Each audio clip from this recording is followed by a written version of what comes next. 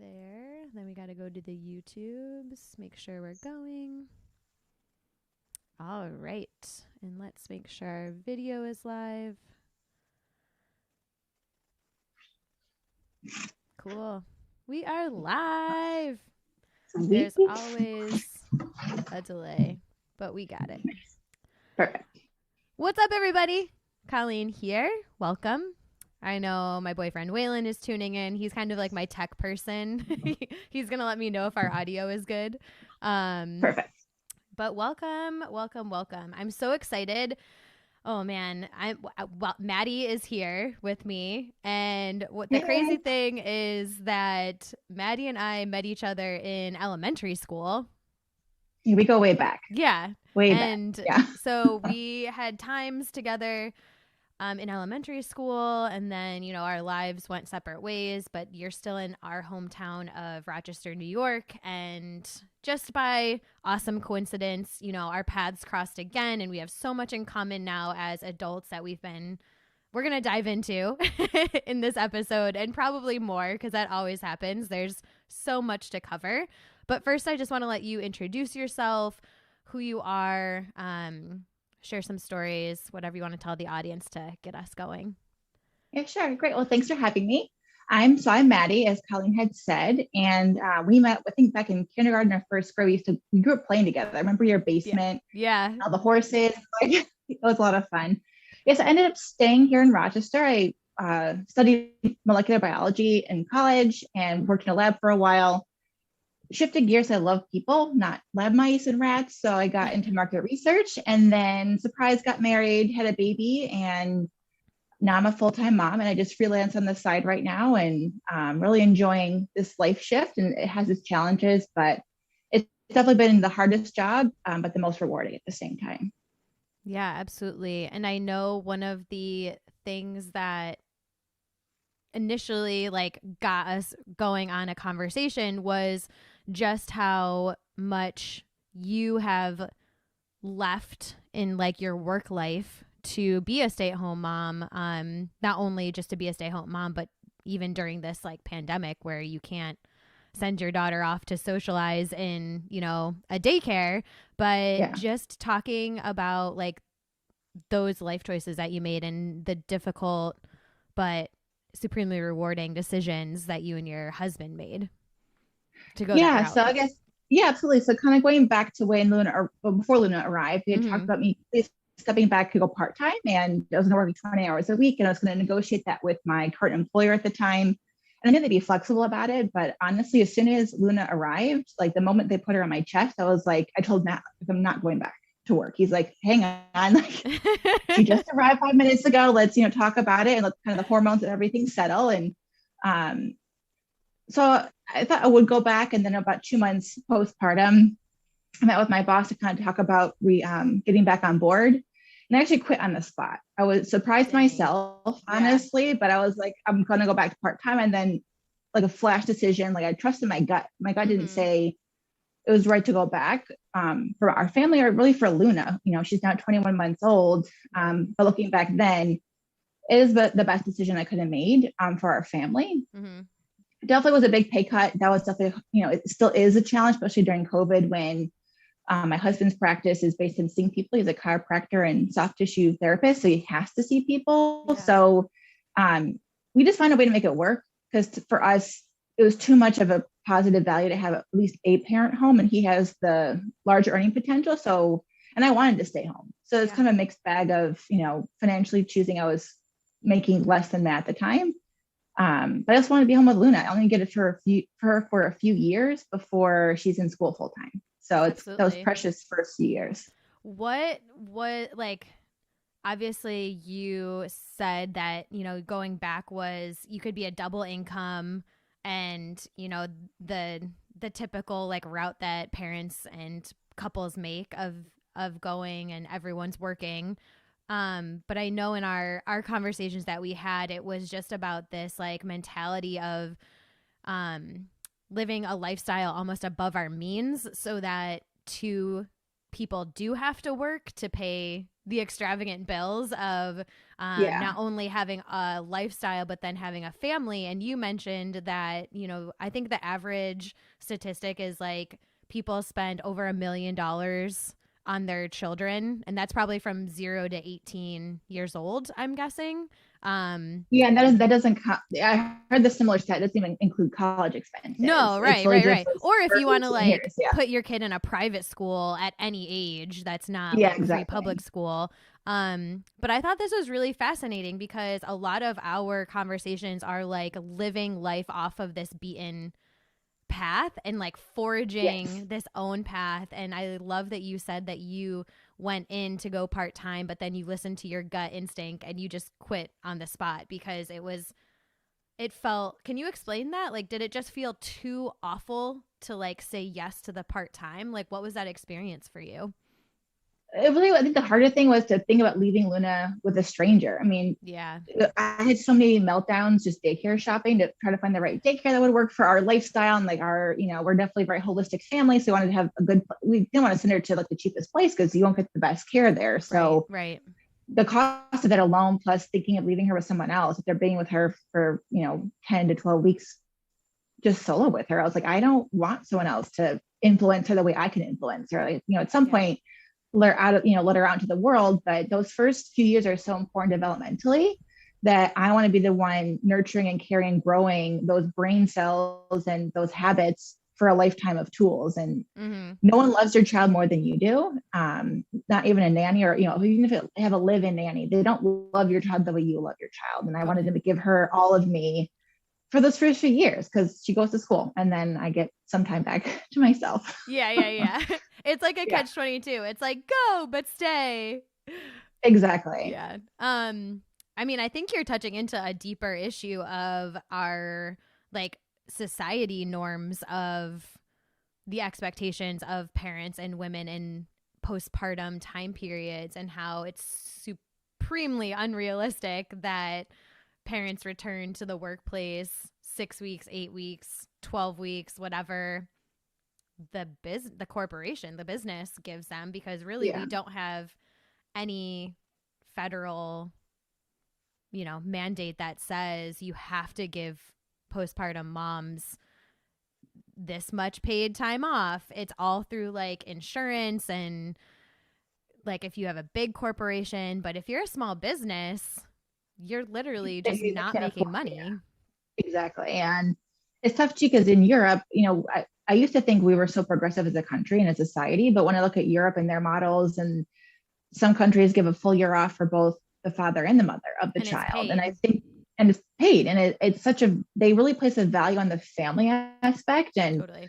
I get, it's the American dream. And, I loved working. I'm not freelancing again, but working on my time, my hours, Mm-hmm.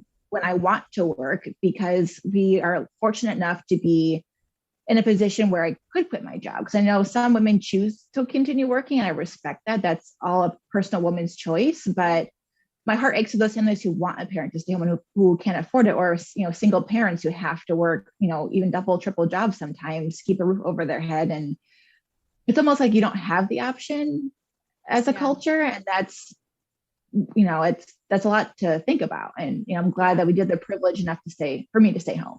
Right. I mean, when you look at our governmental choices that they've made over the past 50, 60 years, it's not very supportive of like a family unit. It's actually very difficult to be in our society and thriving as a couple or partnership and then family. Once you bring kids along, you get some money back from your taxes. I hear, but I don't know, Yeah, like, it's not a is lot. it worth It's a lot. Yeah, it? yeah. Like, are they really like, good for you, here's some support? But from the sounds of it, it doesn't really like sound that great compared No, to it's like I other think it's like, countries. yeah, exactly. I mean, I think it's like 2 grand for the year, which is, it helps, but it's still Right. Oh, you're breaking up a little bit. Oh, I lost you. Audio wise, it might be your headphones. While you figure that out, I'm going to also edit our photo or our picture because it's bugging me. I'm gonna make us. Can you hear me now? Yeah, or I no? hear you. Oh, perfect. Yay. Okay. It might have died. That happens. Okay, great. I'm just editing our video right now because I wanted to zoom in on us a little bit. So, cool. It should pop up. All right. Thank you, audience, for technical difficulties. There's always fun stuff that happens when we're live streaming. Yes. Okay. So sounds are good. I just updated our picture. So we're all good. So continue. Perfect. Yes. Yeah, so just you were saying how the government doesn't really value, I mean, it's society, and it's also that, the support isn't there. And you touched on something at one point, I'm not sure if it was on your stereo chats with Waylon, or how that we've lost a tribal way of raising a family and how we've all really spread out. First of all, my in-laws are still in town and all of my husband's siblings are still here, but with my parents away and my siblings in other states, it's just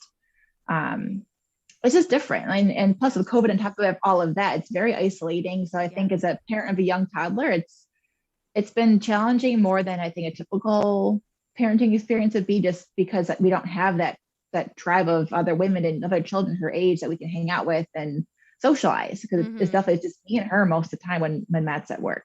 Yeah. So it's not only taking a toll on you, but you're saying, like, as an adult human that needs other human interaction, but it's also, Luna is only seeing one or two faces day in and day out, or having that social engagement that kids her age would normally be getting, she's not getting because of the isolation and lockdown.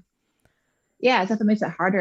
And days when I get really tough on myself, I'm like, I'm not doing enough for her. I have to remember that there is no library sing-alongs. We don't go to the museums right now because she's only 21 months, so no mask for her. And we just are choosing to take a low risk with Matt's practice, because he sees patients every day. We just don't want to expose anybody. So we just kind of buckle down and looking forward to warmer weather to get outside more and see people 6 feet away. So.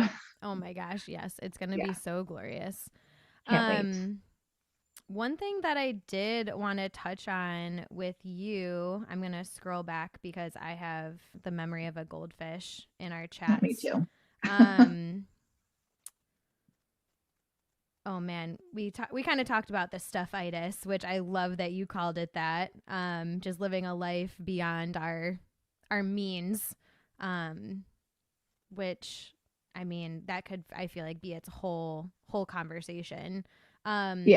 But when I started recording and you messaged me, because Waylon and I were talking a lot about our get together, and you and I are both dating app success stories. Yes, we are. I love it. And we were just talking about how we had done so much work prior to meeting. Like, we've had relationships and they've either been successful or we've learned, but obviously we were not part of those relationships anymore with those exes, so we're constantly like learning and evolving our emotional intelligence as humans, as individuals, and putting ourselves through the rigors of like, why do I get angry when someone does this, or why do I react that way when my partner was doing something that's I shouldn't get upset about, doing that shadow work or that subconscious work. And you said that you and Matt had both had very similar paths when you guys got together. And so I just wanted to talk a little bit more about what that meant for you and what that meant for you both coming together as a couple, because you hear the flashy words out there now as like conscious relationships or like intentional relationships, whatever catchphrases we want to put on it. So I just want to hear a little bit about your story, and we'll keep going down that path. Yes, I guess we can kind of talk about that self-healing and that self-work. He and I both did that independently from past relationships. He went through a program called LifeWorks. It really helps you break down barriers and like figure out who you are to the core. And my old roommate, Ashley, we went to high school with her, Ashley Saltzman, actually. Oh, yeah. Remember her? Yeah. So we lived together for a while in our younger years, in our 20s, and we did this whole like list of like, hey, what's our ideal partner? Like all these different attributes out. Mm-hmm. And honestly, when I met Matt, he hit most of those points. So the fact that I took the time to figure out what do I really want in a life partner and what matters most to me, that for that best friend forever, husband kind of thing, and um, really just working through that, so that I knew when I found the right person, and same thing for Matt, is that we were kind of already on that same page, already moving at a pretty quick pace than the typical relationship. And we had met in January.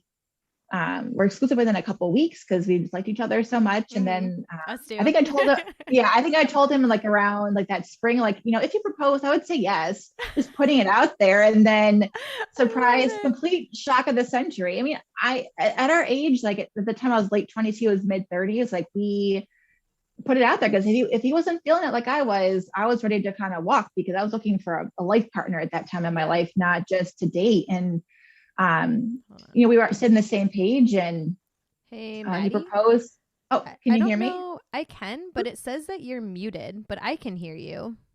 Oh, it must be my computer. Okay. So your computer's muted, but you have headphones elsewhere. Okay, exactly. Cool. I'm how can I hear you? But there's a symbol that's saying you're not. Okay, cool. Sorry to interrupt. Continue. Oh, no worries. No, yeah. So I put it out there, like, hey, like, if you propose, I'd say yes. And then lo and behold, in November of that same year, he proposed and I did say yes. And, we're married now. And, it's just, I really think people take the time to do the work on themselves and to love themselves first, makes them ready to be with somebody else. Because no one's going to make you happy. Like, you have you at the end of the day, and that's it. And to be a strong person on your own, to have a partner to be stronger with, is just amazing. Right. So I got lucky to meet him. That's awesome. No, I love it so much because it, like in the show, I think we were talking about, the myths that everyone says on how you shouldn't jump relationship to relationship. Like it says something negative about you, or if you jump into a relationship too quickly, that says something like you're being irresponsible. Like whatever these things that we're told about dating, I think especially as women, because I feel like a lot of things that apply to that women have been told, like, don't apply to dudes. Like, no, I agree with you. I don't know if you've seen Bridgerton, but it's like the same exact thing with like, in high society in London way back then, women couldn't even kiss a guy because then it should be impure, but a guys could go sow their wild oats and no one cared. I'm like, exactly. That's not fair. I'm like, I want oats to sow. Come on, just let me do what I want.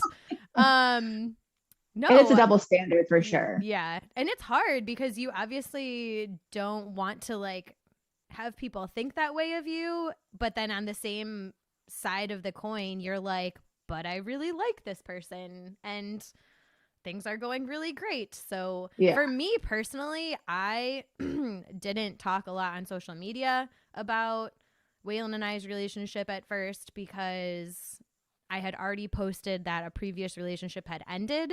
And so I was like, I was afraid 100% of the backlash of people being like, are you okay? Like, even my parents were like, is this a rebound? And like thanks, Mom. Like that. It's fine. It's fine. They have, their own, they think their own thoughts about their dating, whatever. My parents were like, you should meet a lot of people. And I'm like, I'm good. Like, he's great. But oh, you're super breaking up. To tell her the judgment of like, what's going on with this? Can you hear me now? I can. You were just breaking up. Say what you said again. Okay, perfect. Oh yeah, I couldn't even tell my mom for a while that I met Matt on Tinder because I was so afraid of like the judgment. Uh-oh, I lost you again. A dating app and a Tinder now. Oh no, it's just it's like getting super broken up and then it comes back in. Could be battery life. Because I can. Oh, there we go. Maybe I just charge everything. Any good? Yeah. Can you hear? That's Is good. it sounding Keep smooth? your phone closer. Okay. I don't know. Right there. Maybe? Okay. So here. This is really defeating the purpose of the Bluetooth. Yes. Yes. Okay. So you couldn't tell your mom right I was just away. saying about your parents were, yeah, because I was afraid of the judgment of, being meeting on Tinder. So Yeah. it's like, I just won't tell her. And judgment still came, but we are still married. So Yeah, yeah. You guys locked it down. No, but I just find it so yeah, fascinating how um it's like everyone's talking about doing the work, being a good human, get to know yourself first. For the most part, like we live in our own social media bubbles, right? Like we're only shown on Instagram and Facebook like what we've liked, and the algorithms know what to feed us. So who knows what's really going on out there in the outside world of people trying to be better versions of themselves than yesterday. I don't really know how much work yeah, people are doing and how much shadow work is being done and how much people are talking to their inner childs to like figure out yeah, what wounds they have that still lay in the darkness of the subconscious. But um I mean I hope it's a good number. I don't really know, but um for all of the disasters of our high divorce rates in this country and people having midlife crises, the list goes on and on of like mental health and just life, life fulfillment issues. I'm just so fascinated by people's work or lack of work that they're doing, and then they wonder why they keep getting into shit relationships, or they're just completely unhappy in relationships when they are in them. um so yeah, I'm kind of just like rambling on about my mind stream of all of this. yeah, um and then when someone actually finds something good like you and I did, all of a sudden it's like, whoa, whoa, whoa, like this is really fast. yeah. But it's like I know myself. I've done this work to just know when things are spot on. But like, Absolutely. Yeah. how do you describe that without sounding like, I don't know, a woo woo person? But it is, you just gotta own it. Like Right. it's sad that that it's not trendy or like in vogue to do this inner work and the shadow work, as you say, and to really dig deeper. And Mm-hmm. I don't know, because it's not taught in our society, or if we just need Right. more, nurturers of that to expose our children to that, so that it becomes more familiar and less scary, because it's all considered woo woo because people aren't comfortable with it and Yeah. they're scared. And how do we make that more familiar and more Mm-hmm. part of the culture that we have today? Yeah. And I um want to talk about how you're making like your environment for yourself and your daughter. How are you staying away from all of the distractions that are out there? Like, Yeah. how are you living a life like consciously and intentionally with yourself and your partner, your husband and your daughter, where you're cultivating this like knowing in yourselves collectively as a family, and then like helping Luna figure out that for herself? Yes, I think it actually helps that we're in a pandemic for that, because I think the stuffitis and the comparing of what everyone else has and all this stuff Mm-hmm. happens more when you're in those social environments. When you Yeah. see the jacket or the backpack, or the new toy that's like all fashionable for that year. And we don't do a lot of screen time in our house, especially TV. If we do, it's something like a paid, like Amazon Prime, so don't get ads, because the more exposed you are to ads, I think that also will increase the need of wanting something. Yep. And even before we had Luna, Matt and I were huge on experiential things versus each other stuff. So we would go on trips or do dinners out, or just less like material stuff, I guess, for gifts and birthdays and Right. Christmas and things, because you can get carried away so far. So we came into that relationship with Luna with that as a family kind of principle, I would say. Mm-hmm. And I also fell into Montessori, which is a way of raising children using certain methods, and they're very minimalist as well. It's all wood and no toys with batteries and things. So we kind of started out early with that when she arrived. Mm-hmm. And I don't know, a lot of parents do this 4 gifts for Christmas, which is want, need, wear, and read. So she gets 4 gifts for Christmas and 4 gifts for birthday, and that's it, because we don't need a ton of stuff. Like, she's happy with what she has. We rotate toys, everything's new every 2 weeks, and she knows nothing else. So we kind of, because we started out that way with that intention of less is more. And plus, I didn't want to pick up all the crap over the floor either. Like, I don't, she doesn't pick up. She's 21 months. Like, right. She doesn't know yet. She's not there yet. Not there yet. She's still young. So, I mean, I don't want to pick up more shit. So, like, let's just have 3 or 4 toys out, and then that, or activities, I guess. And it works. It's all that she and I both know. And it's easier that way. Yeah. Plus, I don't pick her to the store. So there's no fighting over which toy to buy, because she's not going right now. Yeah. Do you think that having more toys at a younger age breeds that, like, instant gratification, like new type of mentality in kids? Like, what are your thoughts on, like, why are you minimalist? Because of, like, what comes when there are more toys and, like, batteries and light up and different things like that? Yeah, so I guess my main issue with it is having too much stuff is they end up getting sensory overload, and that's tough for a kid. Like, so that's really the big thing for us, was like, we don't want her overwhelmed with, even at Christmas, because we have pretty big families, and everyone wants to buy for the baby because she's the youngest. She was like exhausted by halfway done, just like took a nap on the floor. She was like so tired, because it's a lot of stimulation. So I think that can lead into, like, between lots of things and lots of screen time, it's that constant, like, your brain's being hit so many times. Like, how do you learn to wind down from that? And I just think, like, basics, like a stick and a ball and playing in the dirt, kind of covers it. That's what we did as kids. Like, that's what we did growing up. I think we're pretty okay.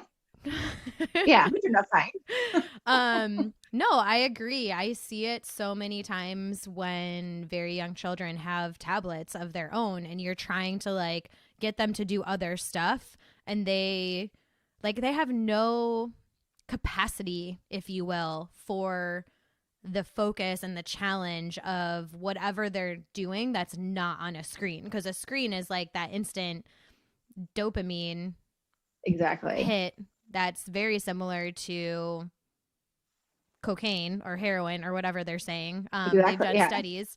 It's hitting the same receptors in our brain that give us serotonin, that give us that feel good feeling. So they want to keep doing it over and over and over again.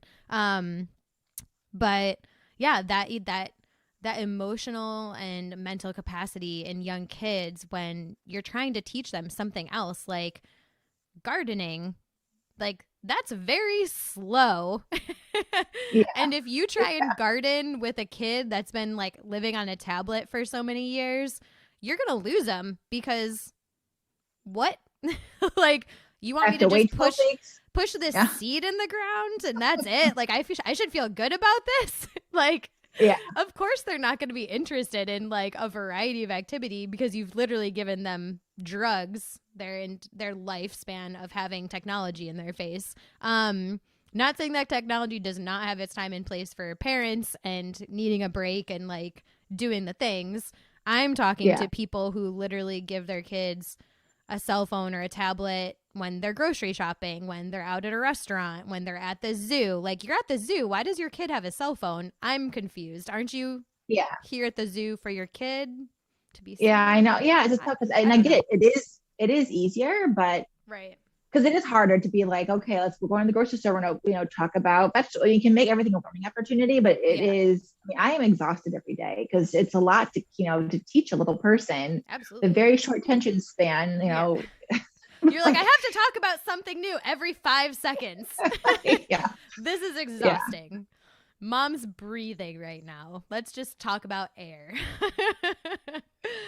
I mean, power to, like, I don't know. I am super grateful at the life that I have. And then I also recognize everything that stay-at-home parents and even parents who kids are in virtual school do, because y'all are now teachers plus care providers plus Yeah. whatever you have to do for the home.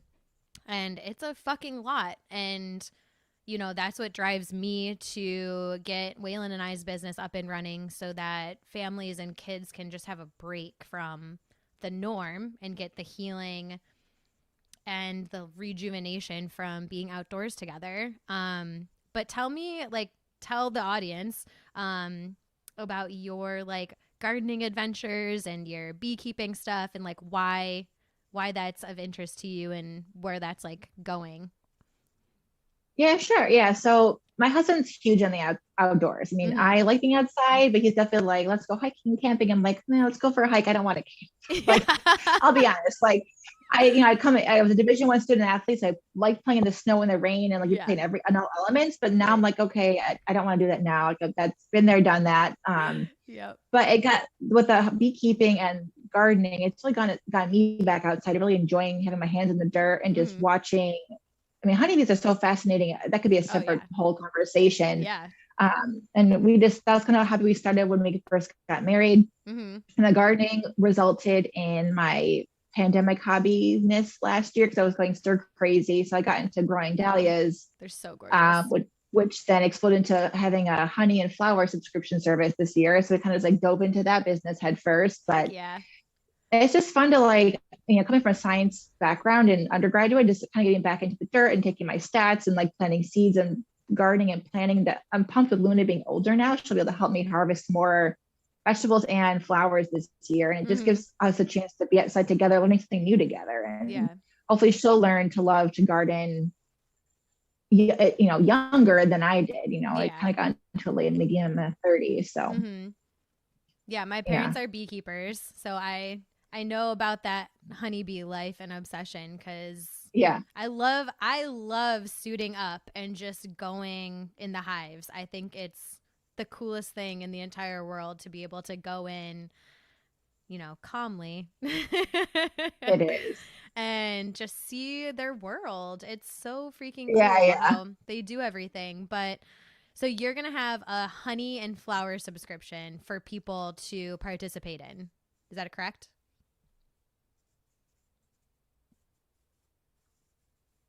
Oh, I lost you. Yes, Oh, there that's you go. right. Yep, yep. So folks, they purchase share that sounds almost like a vegetable share. Yeah. Oops. Yeah, so similar to like a farm CSA where you get vegetables. So they'll get a 2-pound jar of honey and then 5 weeks of bouquets in the fall once the dahlias are, doing their magic. And Mm-hmm. it's really just a way to pay for the hobby because it does add up all the gardening supplies, but this kind of way to kind of, make a little cash back and then eventually have Luna learn how to do that and teach her entrepreneurship at a young age too. When she's around 7 or 8, they can understand financials and Totally. understand the whole concept of saving and investing. So we're gonna definitely want to raise her in an entrepreneurial mindset, to give her that freedom to do what she wants because she may not want to work for a corporation because that does Yeah. keep you locked down to an 8 to 5 lifestyle, and that's not what everyone wants. And Yeah. I didn't want that when I had Luna. I want to be able to work when I want to work and be with Luna full time when she needs me. Mm-hmm.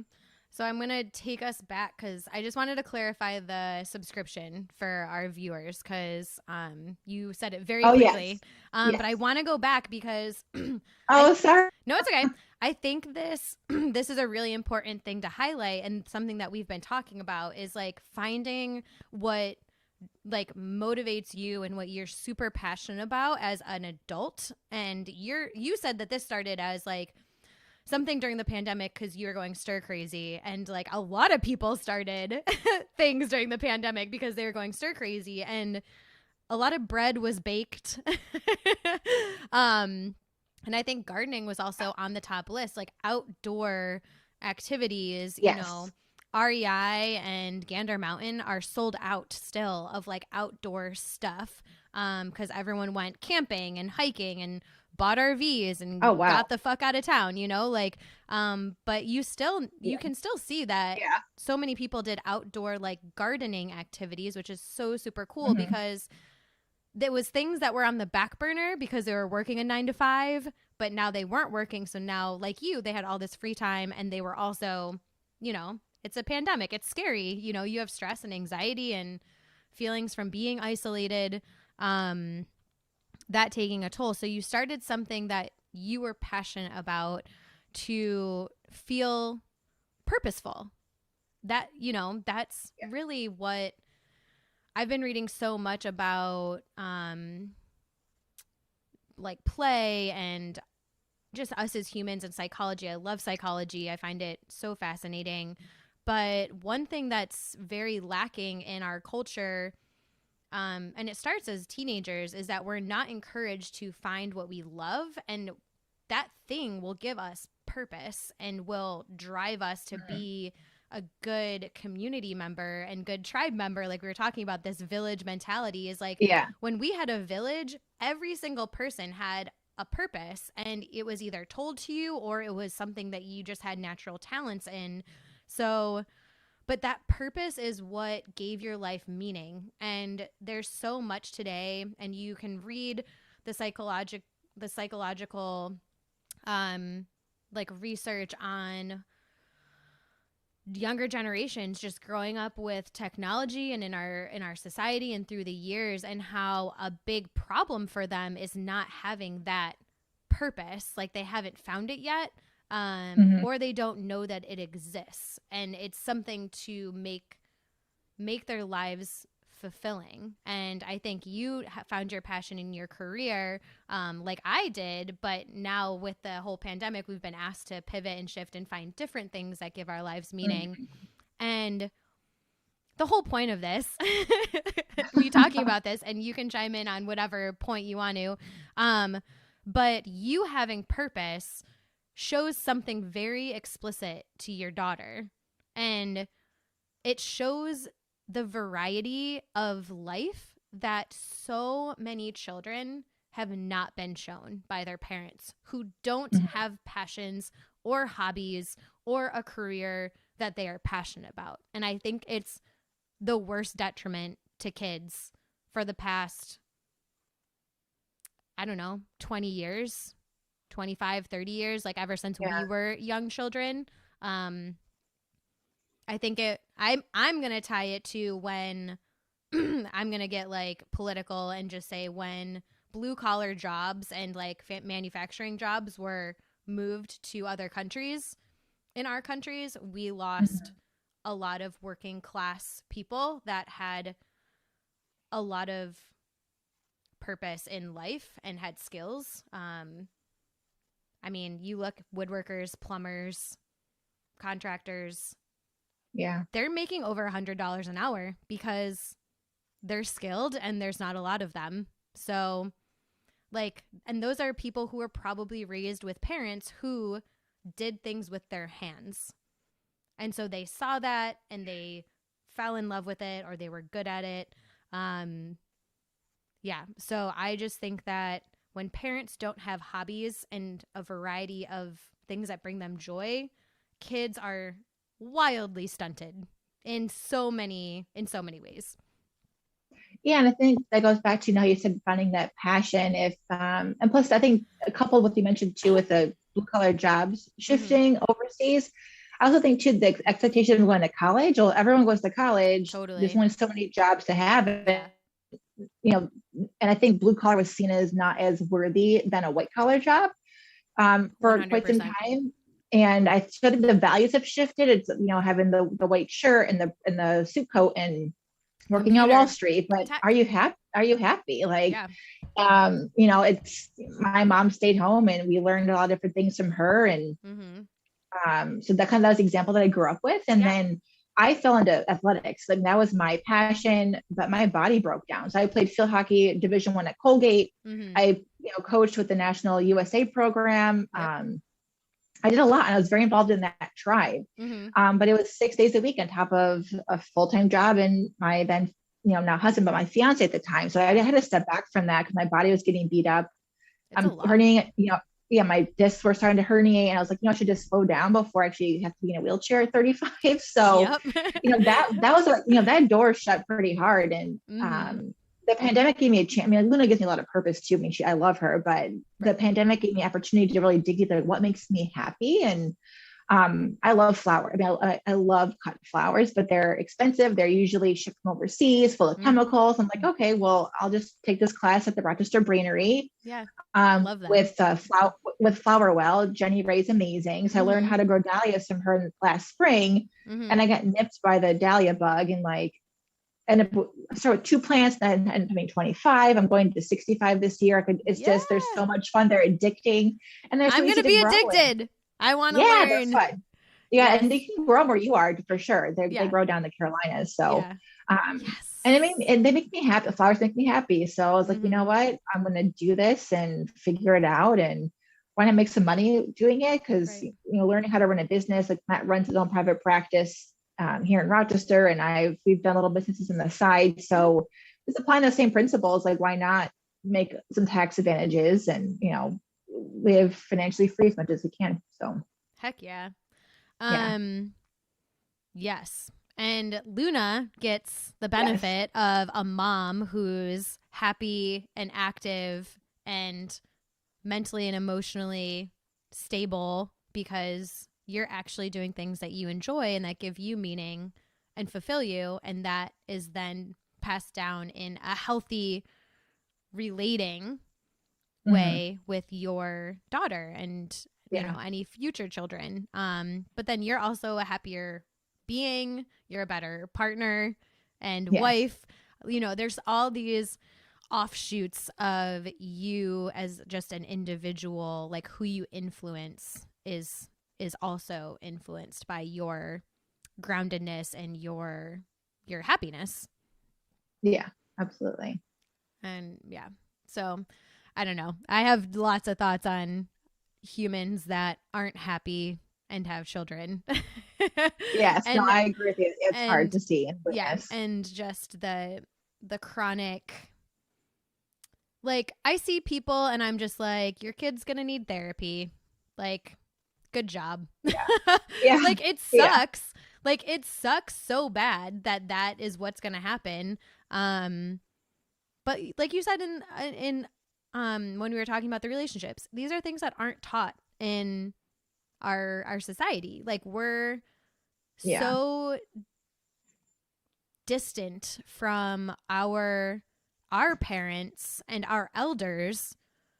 Those are the people that would be like whipping us into shape, like when you're an asshole, the grandma is gonna like put you in your place. Exactly. know? And so when younger generations are just allowed to run rampant and do whatever they want, of course they're not learning like how to be an empathetic and compassionate human, because no one's ever disciplined them in the ways that like other family members or other community members or elders have the right to do, because they've lived life and they've earned that privilege of like keeping the youngsters at bay. Well, it's all about setting limits with love. Like, you can't just have everything you want, because that leads into, like we talked about before, the stuffitis. If we just want, take, like, where's the love and where is the learning to give? And that's not taught in the homes. In a lot of homes, at least from what I've experienced. I coached a lot of kids in field hockey from a lot of different high schools and nationally, and you see these they're teenagers now, who they are now. I don't mention like what had happened when they were little in those first 5 years of life, like what set that foundation for the behavior that's now okay to the parents, but I find appalling. So it's like, yikes. Like, I mean, they're not my kid, and it's not easy. Like, trying to tell a 21-month-old, you cannot bring the whisk to bed because you're gonna you can't sleep with an egg whisk. Like, she wants to sleep with it. Like, no. But you have to like set those limits, because if I say no, and you have to stick to it, and it sucks being the bad guy. It does, like, especially, and I can't imagine parents who work, who then have, I'm sure, guilt of like, it's going to make their kid happy, so just give them whatever they want. But and I'm just generalizing right now too, and I'm sure not all parents are like that, but it's easier just to give when you feel that guilt of I'm not with you all day, so I'm just going to bring you joy in another way, and that's not always the most valuable in the long run. Right. Well, kids love boundaries and they love structure, so it can be really hard to understand that when emotions are high and you have your own feelings, but then like your engagement with the other being is bringing up its own emotions. And so in the moment you're like, I just want this all to end here.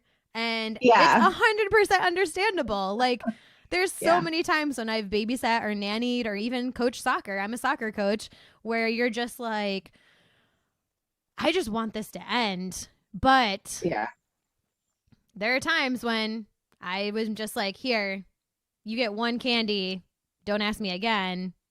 And then they get another one because they're screaming, whatever. I've been there. Not as the adult, not as the parent, but as the adult.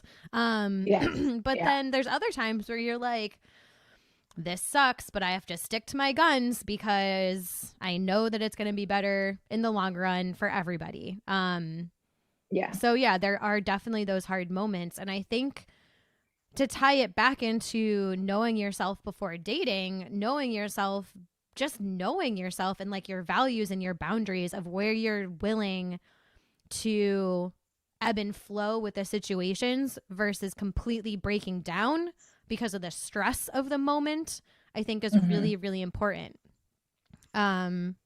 Because as an adult, if you know your value is like less distractions, like minimalism, like Montessori style, like you were saying, if you know that that's your value, then when someone gives you a toy or an object that's outside of that value, it's like, you know exactly where it's going. Exactly. And you probably have the kahunas to say, hey, this isn't part of our choices as a family. We really appreciate it, but next time we would love a book or, whatever. Maybe an experience. Well, setting those boundaries. That's important. Right. Absolutely. Because if you don't set those boundaries, no one's going to do it for you. And it's going to be mayhem. Yeah. Just like the wily kids. Without their boundaries and their structure, they just go nuts. But I think that that's a really important, like, how do you set boundaries and like the choice of your lifestyle? Like, how are you ebbing and flowing with like what culture and society has been telling you, like how you should live and how you should parent? Yeah. So Matt and I've always been kind of like, I'll say the odd duck in our families. We kind of just do our own thing and like, at our own drum and kind of, follow our heart, which is not always the most fair for a family or for society, really. Most of my friends either aren't having kids or aren't married, or those that do have kids are working. So I don't have a lot of mom friends who are my friends who are in my position. So it's definitely just being kind of alone. So I think he's not been challenged too much on how he's Luna yet, because he's not been exposed really to the world. I think when she starts school or a preschool program, either this fall or next fall, depending on the numbers around here COVID wise, I think that's when we're starting seeing the challenges of like, okay, well, George has this thing, or like kind of those conversations. But like you mentioned, the values, like our values are, minimalism and, family time, experience versus stuff. And because we have those like kind of family values or family guidelines, that helps kind of keep us circling back to what we do value. And this will probably ebb and flow and change when Luna's a teenager and hates us at some point, I'm sure. But it's, it's living, you have to live the values because children will do as you do, not as you say. I mean, it's that common phrase. It's so true, because if I, watching Luna observe us, she mimics it right back, and she's absorbing so much. So like my thing is like, okay, if she's a little sponge right now, I need to be emulating what I want her to be like. And trust me, I have my meltdowns, or I snap at her, but then I make sure that I apologize and I tell her it's not your it's hard. And I didn't wake up knowing this. I did a lot of reading. So while I was pregnant, I read a lot of books about, they call it, the gentle parenting, and there's different names for it that gets a lot of bad rap, but I think it's one of the most beautiful ways to parent, because you parent your child like they're a human being, not like they're a baby. Like we talk to her, we call it a dog, a cat, not a doggy and a kitty. Like we use real words and we describe emotions, and it's exhausting, but you want to give all the tools and the language around it, because if you don't do that, where are they going to learn that? I don't know. So YouTube. Yeah, exactly. Oh my God.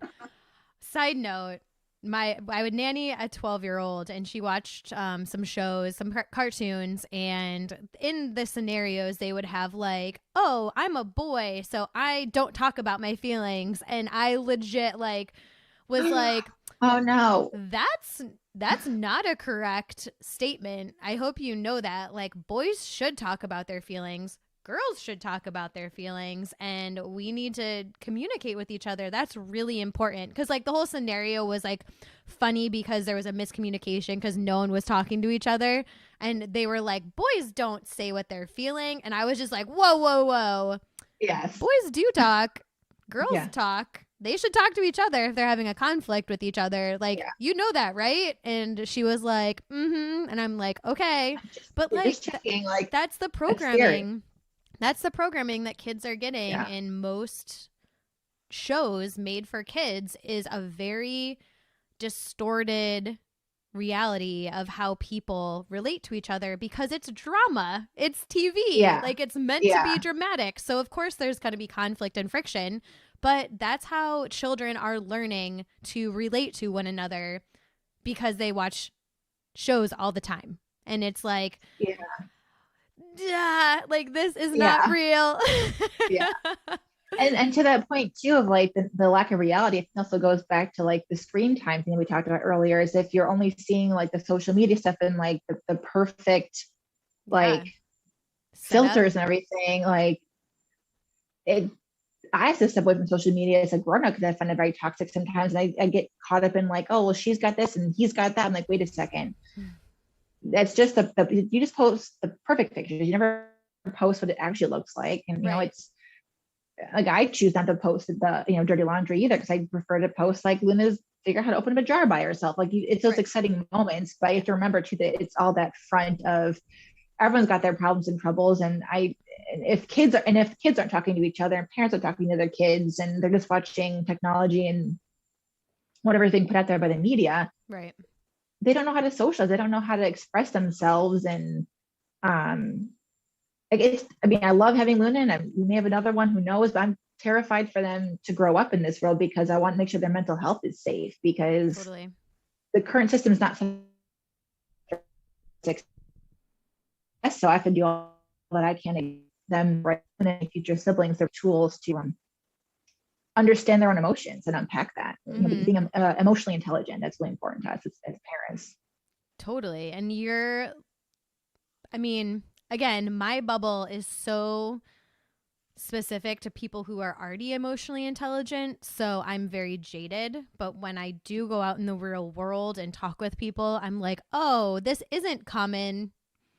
People don't really function like this in the mass majority. So like, first, thank you for all the work that you're doing, because it is changing how she develops, and it is 100% influencing her to be a more emotionally intelligent human, even though she's not necessarily like showing signs of it right now. Like you said, she's a sponge. Like, she's downloading all of the words and all the phrases and all the actions that you both are taking. Like, it's in her subconscious. You're laying the foundation, which, again, gentle parenting does get a bad rap, but you need to treat kids like little adults, in essence, like age appropriate style, with what you're saying to them. But like, kids love me because I talk to them. Like, I'm just not like blah blah blah blah blah. I'm just like, oh, how are you? How is your day?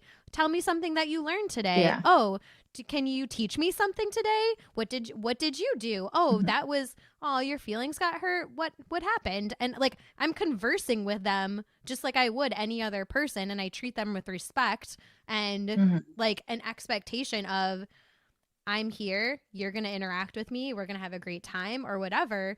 But I've always been like that with kids. And so I always have great relationships with kids, because they're not lesser than me. They're not like Exactly. something that I can just like shit on and like yell at and then expect them to like want to hang out with me.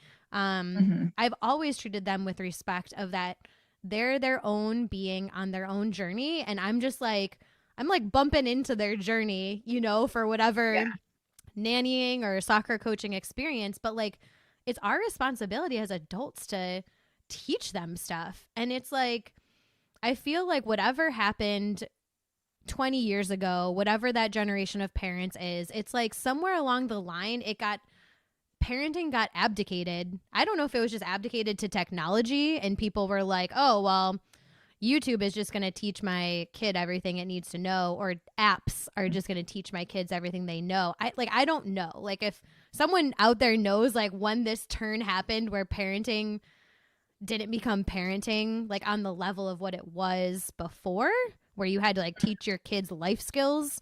Yeah. Like you and I grew up in households where like we were taught a lot. We like Oh yeah. like I can work tools and like hand tools. Like I can build shit to, like I'm learning, but like I'm a pretty industrious woman like around the Yeah. house and around the property. Like I have this whole like technology set up. Like I was taught a lot of life skills by my parents, and a lot of that, you know, I'll tie it back. A lot of that came from like my parents having hobbies. Like my parents never sit down until dinner time. They were always either outside doing something, gardening, moving wood, fixing the driveway, building something. My dad's a carpenter. Fixing up something in the house, fixing up something in the yard. Like there was always projects to do. They're still like that to this day. And I'm like, can you just sit down? Like, Jesus Christ, I just want to like have some wine with you and talk, Yeah. but like you're like sawing Yeah. something. But Yeah. they're beekeepers and they have the gardens for the bees and like a whole bunch of stuff. But there's always something to do. But like that taught me skills. Like I know, and then I also know when I go out into public to like the hardware store, like how to engage with other humans to like figure out stuff. Like there's that collective mentality because they're so involved in whatever hobby community that they're part of. Then I was like, oh, I'm part of this community too. Like I'm learning hardware store layouts and, you know, how to do stuff. I don't know. Random story. No, but no, that resonates. Like the smell of Home Depot reminds me of my dad because he would always bring us there as kids, Right. and I love the smell. like it just like it's so funny because they kept we were involved in like similar to you. We were kept like when they did something, we were there with them learning how to do it. Exactly. And I'm not as great at the fixing stuff, but my sister is like really taking the bull by the horns, and she's 8 years younger, and she's like fixing pipes in her sink and replace the toilet or whatever. And Heck like she's like, I'll go for it. And yeah. I learned a lot from my parents too about just financials and how like budgeting and like how like you live within your means. Like, that was big on my mom teaching us young that you can get a credit card, but it's not real money. And Yeah. you only spend what you actually can pay for from cash in the bank. So like that was something huge I learned from them, and because they took the time to explain it to us and like teach us to the point where all I carry debt wise is my car payment. That's it. Like I'm very fortunate in that sense, but I don't have any in order. Matt only has his college loan, so we both come into it with good financial sense, and that you learn. The schools don't teach it, so you learn that from home. Yeah. And I think, back to keep playing these big circles, but parents now both have to work to have the stuff for the lifestyle that they want. Then the value is put on having things and making money, not put on raising the family per se, or the values are just shifted. Like our values are big on like teaching and raising Luna. We have the money to pay for things, but the excess cash that we had when I was working, we kissed that goodbye for 5+ years because we are really focusing. Our value is raising Luna with the values that we have, and we had the capacity to do that. So I know not all families can do that, but we were able to shift our financial. We live in a house that we can live on one income, and we it's very small and modest and cute, but it works, and it's tight. But we have, Luna knows no different, and um, they're hard choices. I would love a bigger house and more property and that kind of thing, but we're living within our means right now Yeah. since I'm not working. Yeah. And you're thinking about like the values of the present moment, but then also like the values of the future moments too, because you know that what you're doing now is going to lead to whatever it is in the future that you've now laid the foundation for. Yeah, because I love the values. I love like Cass McCrory. I was on her podcast a couple months ago, and I can link it in the bio for everyone if they want to go listen to it. But she set a 2021 value challenge, not a goal challenge. And I was like, light bulb, because you can always set goals. Like, goals are just like, meh, whatever. But like setting your values for the year, that's like you. You better not deviate from your values, because now you're deviating from like who you are as a human being. And so I thought that was such a beautiful practice, and I have my values. I don't know if they're going to stay forever. They might just be for 2021. I don't know. They're pretty great. So they resonate hard with me. So they might stay longer than this year, but it's I think of them, your values, as like bumper bowling. Like they're the bumpers.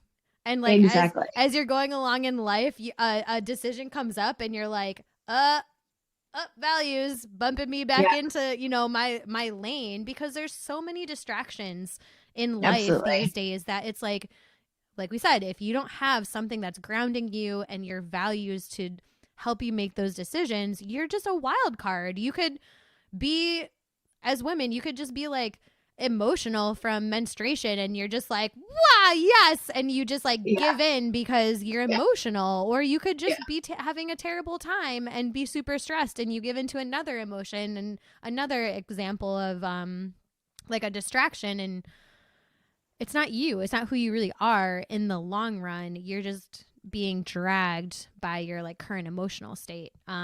Exactly. And that's exhausting. And you end up going in circles. You're not actually making any progress because you're just at the mercy of whatever emotional wind you're going to take. And I love how you mentioned the bumper rails. Like, that is so true, because it's kind of like your North Star. It helps you kind of keep you grounded to what really matters, because life's going to throw challenges. And if you don't have that set value structure, you're going to struggle more than you need to struggle. Yeah.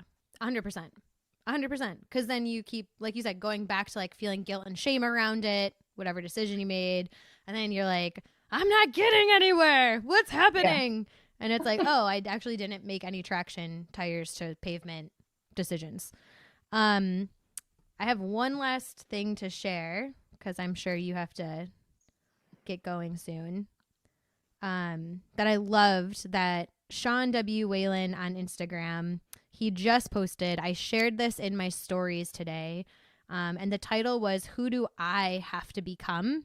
And his post is very long. I'm not going to read it, but it's about who do I have to become to have the relationship, to have the business, to have the body, to have the family that I want. And he is a very autonomous, his brand is lions, not sheep. I've got my lions represented today. I love it. But he is a father and a businessman, and he just married, you know, his queen, the love of his life, later in life. But his posts are all about being like a sovereign. His brand is about being a sovereign human, making your own choices, being a good person, doing the work. And this post is like, he made millions in his 20s, but he lost it all because he didn't value money in the way that he needed to mentally and in his heart. And he's like, who do I have to become to be the man to make and keep millions of dollars? Who do I have to be? Who do I have to become to attract the partner that I want? Just like we talked about in the very beginning, who do I have to become to attract the business opportunities, the income, the clients, the family lifestyle that I want? Like all of these things, it's like we're wrapping this conversation up with this like beautiful bow of like, it's all us making these day-to-day, minute-by-minute decisions by our values and listening to our gut and listening to our heart wisdom and choosing what life we want to create for ourselves without the constant bombardment of distractions and advertising and what everyone else is doing out there. And because that's going to bring us most joy. And for you, like you're saying, it's going to raise the most healthiest of children, mind, body, emotion, spirit, because you're putting that intention in now. That's my rant. Yeah, no, I love that we're so on the same page. It's funny how we grew up together and then life differed and we all kind of came back full circle because the values that we were raised with obviously stuck. And it's kind of neat to see how we are the result of that. And that's just how can I replicate that in my own child? And how can we get more parents? As I love that, you and Waylon are going to be doing these outdoor adventures and reconnecting with the public and getting families together of like elders and children and caregivers of all types, because we need to get back to that tribalness and to nurture and grow. And you guys are, will be leaders in that because you're trying to help teach that, because until you don't know what you don't know until you find out. So I'm glad you guys are there shining your hearts and sharing the good word of doing all the work. Thank you. Yeah, it's gonna be, I'm super stoked. Like it's like playing like a movie in my head already. So I'm super excited for it to just get here, but the journey isn't easy for anything. So we still have a lot of work to do, but it's going to be worth it. Totally. 100%. Thank you for that. Is there anything that you want to leave our viewers and listeners with? Like, is your subscription up and ready? Is just Instagram the best way to follow you? Uh-oh. I lost your volume. Come back. Nope. Oh, there we go. Okay. I don't know what's going on with these things. Anyway, can you still hear me? Yes. Yep. Great. Okay. Yeah. So you can find us on Instagram. So it's at Honeybee and Bloom.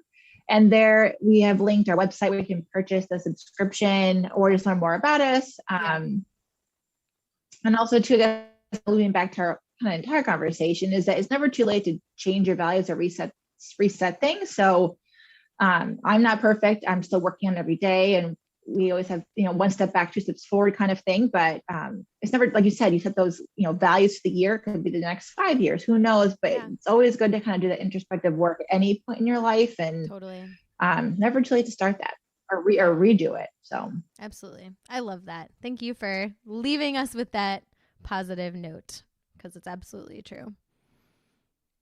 Yay. All right, lady. Thanks for joining me. First episode together. Oh, are you changing out your audio? Oh, technology. Oh, there it is. There we go. I can hear it now. Yay. Okay. Yay. I was like, I just said thank you for leaving us with that and for joining me on this first episode, because I'm sure Thanks for having me. It was fun. Well, I'm sure we'll like chat back and forth about something, and we'll hop on again and record. Yes, this is so fun. Yeah, I agree. Thank you so much. Thanks for having me. Have a great night. Give Waylon a hug for me, and I will. When you come up north, bring him with you. So yes, that will happen at some point. He should meet my parents at some point. All right. Thank you. Have a good night. Bye.